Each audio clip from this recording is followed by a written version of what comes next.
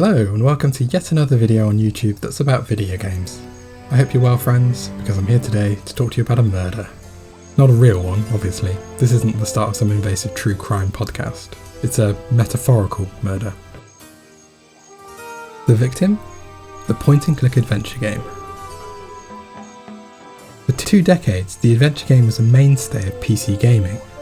In an era when story was just something used to fill pages in the manual, adventure games were devoted to constructing fleshed-out narratives that could rival what was found in traditional media. The genre reached its peak in the 90s when it churned out classic. I fixed your door. After classic. Ahoy there, fancy pants. After... well, okay, maybe not quite so classic. There's a big rock right where I need to plant the nuke. But it seemed to be struck down in its prime, a demise that came shockingly quickly and brutally. And what was responsible for this crime, you ask? 3D. You know, like it says in the title of the video. Come on, keep up. Adventure games moving into 3D was inevitable, as it was happening all over the industry, pushed on especially by the ability of the PlayStation and N64 to handle real-time polygonal graphics. It's a shame really, the mid-90s have seen 2D graphics reaching heady new heights. As processing power and screen resolutions increased, the blocky pixel art of earlier games, which, had a charm of their own of course, was giving way to styles that were more adventurous and refined. Toonstruck, for instance, which managed to not only recreate a traditional cell animation style, but also used FMV techniques to put Christopher Lloyd of Back to the Future into the game as the player character. Okay, it's still not at the level of Who Framed Roger Rabbit, but it's only early doors. Games like Broken Sword and The Curse of Monkey Island would see point-and-clicks break away from the obviously pixel-based characters of earlier games to go for something more illustrative in style. This was happening across other genres as well. 2D graphics were reaching a point of being able to allow for a range of divergent artistic styles, ones that were more refined than just how do we make this look vaguely recognisable in pixels.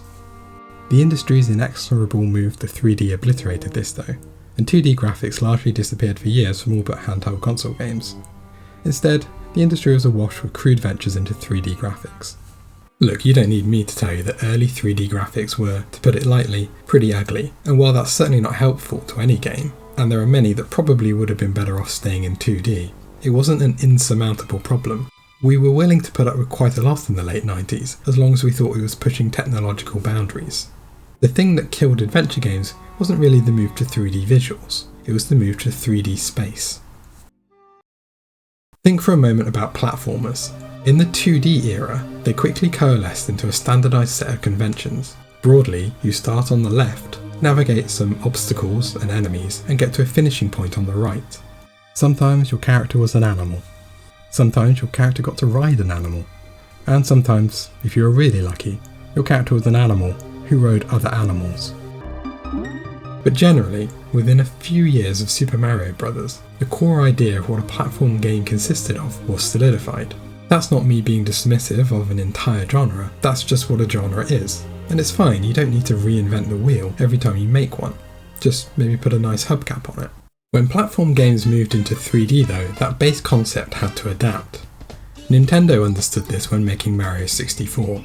They took the relatively linear platforming pathways of previous Mario games and expanded them out into mini sandboxes. Now, Mario 64 levels still tend to focus mainly on a single objective, with the game offering slightly different iterations of the level for different stars, but there are other things to be found in each of those iterations, like the red coin stars. This concept was evolved by Rare in games like Banjo-Kazooie, where each level was a single persistent environment with multiple objectives crisscrossed and laid on top of each other. It still had your traditional platforming gubbins, but you were free to come at them from any angle, rather than being funneled from a defined start point to a single defined end point. Platformers had evolved from obstacle courses into playgrounds, rewarding exploration and play. It's a reinterpretation of the fundamental concept of the genre to better suit the advances in technology. But when point-and-click adventures moved into 3D, this process of reinterpretation wasn't particularly evident, or at least wasn't successful. 2D adventures were never quite as standardised as platformers, but as with any genre, they still had a set of recognisable traits. Broadly, they see you guide a character around a series of static environments, interacting with objects and people within them to solve puzzles, which make up an entirely serious narrative experience. What the hell do you want? I've come to rescue you. Obviously there's some variety within that. Some games manage to include combat. Some games are happy to let you just completely screw up and hit a dead end. You set off some type of booby trap. The force field protected you from the blast, but everyone inside the brig is dead. And then some games did, well, whatever this is.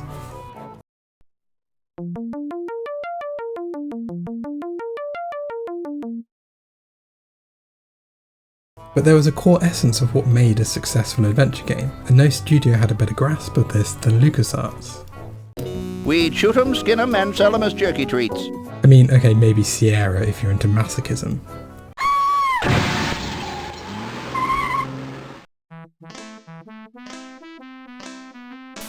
But it was LucasArts that helped define the genre and created many of the best games in it, so you would reasonably expect that they would know how to successfully take it into 3D. As it turned out though, not so much. How appropriate! You fight like a cow. This is Grim Fandango, the first 3D adventure game from LucasArts, released in 1998, and frankly it's a bit of a mess.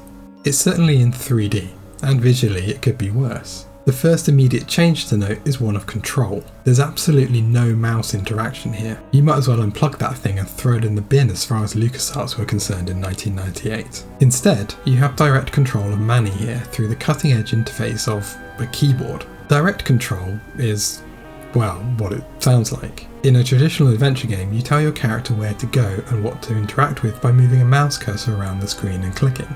Hence, you know, point and click. Direct control, meanwhile, sees you manually moving the character, moment by moment, like in, well, most other video games. But there are good reasons why most other video games use direct control and adventure games traditionally don't.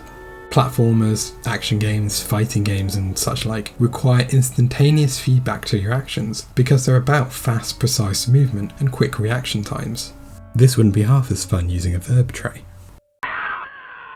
Adventure games are usually more laconic though, with most of your time spent mentally grinding through your options, or just brute forcing every possible action, in order to make progress. There's usually not much rush involved in getting to the other side of the room to pick up an item.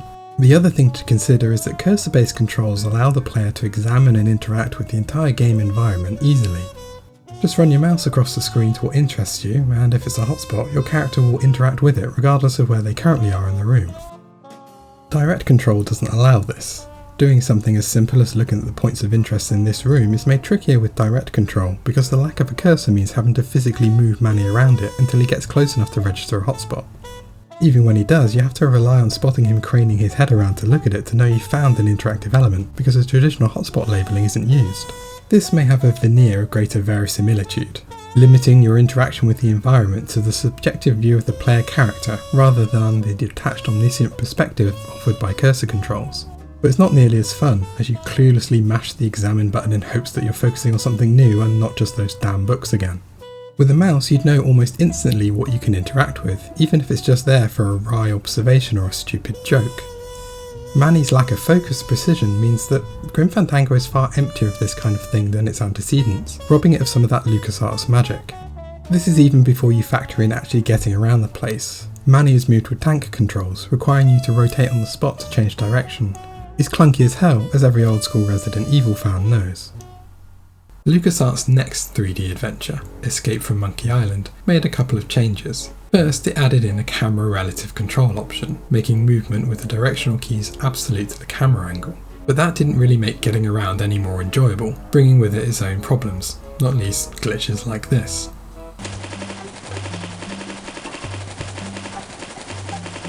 It also restored hotspot labelling to tell you what Guybrush is focusing on, allowing for more interactive items to be closer together. But it still means you have to lumber around every bit of every environment to scope out what's there and precisely position him to access them. Ah, the middle finger, the most communicative of fingers. And it's the environmental exploration that's the other problem with these 3D adventures.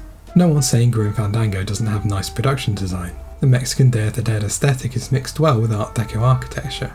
But in expanding to include that extra dimension, the game world becomes bigger, but not necessarily any richer.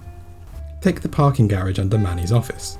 There's not much you can actually interact with. Those exits are only used in cutscenes. It's mainly the shed at the back of the room. In a 2D game, this would be a compact environment, a single screen that utilises perspective tricks to fake its size. But it's harder to suggest scale the same way in 3D, and so it has to be this cavernous room which uses multiple camera angles to show off not very much. It's tempting to chalk this up to self-indulgence on behalf of the environmental artists, now let loose in 3D, and I think that's part of it, but it also seems to me it's down to that direct control. 2D adventures would often gloss over things when moving between screens. Here in The Curse of Monkey Island, for instance, if I go behind the main town area, not only have we cut to a different location, showing a different perspective on the town, but there's been a temporal cut as well. Guybrush walks into view from the distance here, which subtly reinforces the fact we haven't followed his entire journey from the previous screen. There's been a gap in the time of the game's narrative. We're waiting for him to catch up with us, and we have no control until he does. That's not a problem with a control scheme that only needs occasional inputs. You can't do that as easily with direct control. Because the player is in continual command of the character's movement, any break in that control undermines the immersion of it, making it feel fragmentary and unreliable. Moving around the game world needs to be as continuous as possible to feel legitimate, which means you can't put in these temporal ellipses when moving between seemingly contiguous locations. This results in making Grim Fandango in particular feel bloated and a real chore to get around. Rubacabra, the setting for the longest chapter, is a massive environment, but it has all its points of interest spread around the edges of its layout. This means that getting from place to place takes a while, and yeah, I know I could run here, but unwieldy tank controls aren't helped much by speed. This is just one journey between two places. Multiply this out by everything you have to do in the chapter, let alone time spent not knowing what to do and mooching around trying to think of things, and it really stacks up. Throw in those awful controls too, and it makes for a really tiresome experience. I might have to just leave Manny to this. Escape from Monkey Island proved to be LucasArts' final adventure game, and something of a death knell for the genre. The series and developer which had helped define what adventure games could and should be was now floundering, with no clear vision of where to take things. Goodbye, cruel adventure game! So they just bailed, and mainly stuck with Star Wars games until Disney bought them and shut them down. Sierra might have had some answers, but they'd collapsed into corporate mismanagement and financial fraud by the end of the 90s. Adventuresoft gave 3D a go with Simon the Sorcerer 3D, but the less said about that the better. But there was one developer that did manage to prove that adventure games could work in the brave new world of 3D. Discworld Noir was Perfect Entertainment's third adaptation of Terry Pratchett's fantasy novel series. The previous two had been 2D games based directly on existing stories, but Noir made the leap not only into an original story, but the third dimension. A spoof of film noir, especially Casablanca, it sees you play as new character Luton, the Discworld's first, and only, private detective, voiced brilliantly by Rob Brydon. I figured the golem wouldn't notice that the crowbar had gone missing. Not that I'm saying it didn't need it, just that I'd figured I'd get away with stealing it. Although it has a story more convoluted than a QAnon conspiracy theory, and a cast that desperately needs several more members, the script is funny and feels authentically Pratchett. Plus it has some interesting gameplay mechanics. But what really makes it special is that Perfect knew how to make the best of what 3D could offer them. You may have noticed the game's incredibly dark and moody. This is intentional. Not only does it fit the general film noir tone, but it also covers over much of the sheer ugliness of the graphics. The parts of its blocky models and low-res textures that aren't masked by the near all-consuming shadows are stained by its grimy lighting. The use of polygonal character models, which can be viewed from any angle, allows for stylish camera angles, creating a truly cinematic feel. There's a grotty quality to Discworld Noir's visuals, and it's absolutely perfect for the game both tonally and technologically. The other smart thing Discworld Noir does is to keep a foot in the past. While it uses the same 3D character moving in pre-rendered environments technique as Grim Fandango, Noir sticks with traditional cursor controls, treating its environments as 2D spaces. As with any good adventure game, you use your mouse to explore the environment and command Luton to do stuff within it. This makes getting around much smoother. But the game is also smarter with its camera, keeping locations limited to 1 or 2 screens instead of the constantly changing perspectives of Grim Fandango. Compare Manny and Luton's offices. There's about as much to do in each of them, but Discworld Noir compacts all of that into one manageable screen, while Grim Fandango needlessly splits it into 3 different angles. Noir also makes good use of that adventure game staple, the map screen, meaning that each point of interest in Ankh-Morpork can exist with as few screens as it needs, without requiring connective tissue directly linking it to anywhere else. While this could make each location feel isolated and fragmentary, it actually works to make Ankh-Morpork feel massive, like you're visiting small slices of a huge city. It's a strange oxymoron that Rubicaba is big and tedious to navigate as a literal game space, yet ends up feeling small and empty compared to the vast size of Ankh-Morpork that Discworld Noir is able to imply through its map screen. Speaking of Rubicaba, I wonder how Manny's getting on.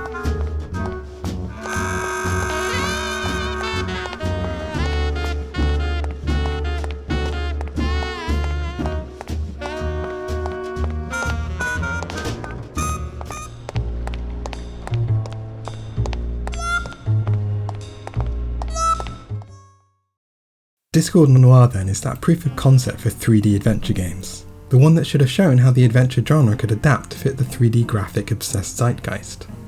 But it didn't.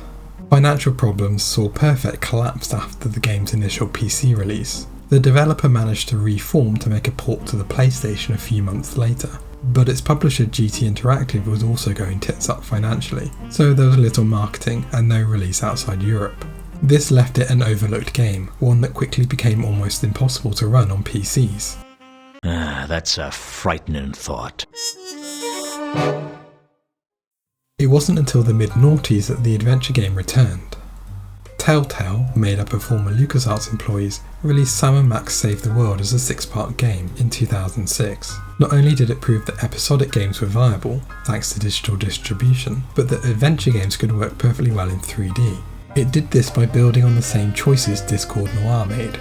Traditional mouse-based controls, a game world made up of discrete compact environments, a cinematic feel helped by a camera that could now move in tandem with Sam, as well as do cutaways and close-ups. This is either an early draft of the Declaration of Independence, or a crude map of Lithuania. This made for a game that could be easily and intuitively controlled while also stylishly telling a story. Hi America, it's me, Max! Remember, a vote for me is a vote for prosperity, alacrity, and the tyranny of my furry white iron fist. Thank you. The success of Sam & Max saw Telltale pick up the rights to The Walking Dead, in which they started on their obsession with moral choices that presented the illusion of branching narratives. They would largely stick to this formula as they enjoyed great success, hoovering up ever more film and TV licenses, until everything fell apart and the company collapsed. It's almost like there's some kind of trend here. Sam has been eliminated. You've won this time, Lady Luck, but I'll be back, and like a rat in a maze, I'll be smarter, faster, and hungry for cheese. Simultaneous to Telltale's success, the adventure game began to flourish again in 2 dimensions, as an indie scene, also bolstered by digital distribution, began to emerge. Games like the Blackwell series, Primordia, Resonance, Shardlight, Cathy Rain, and many more have contributed to a renaissance of the traditional adventure game. Not only have they returned to and refined what worked previously, but they're taking the genre in interesting new directions, ones that don't require chasing graphical trends. Is that so? It doesn't look that old. At least Carl looks about the same. Guess the guy aged well. Any other questions? 3D may have killed the adventure game. But don't worry, it got better. Well, that's it from me, but we've just got time to see if Manny got to where he's going.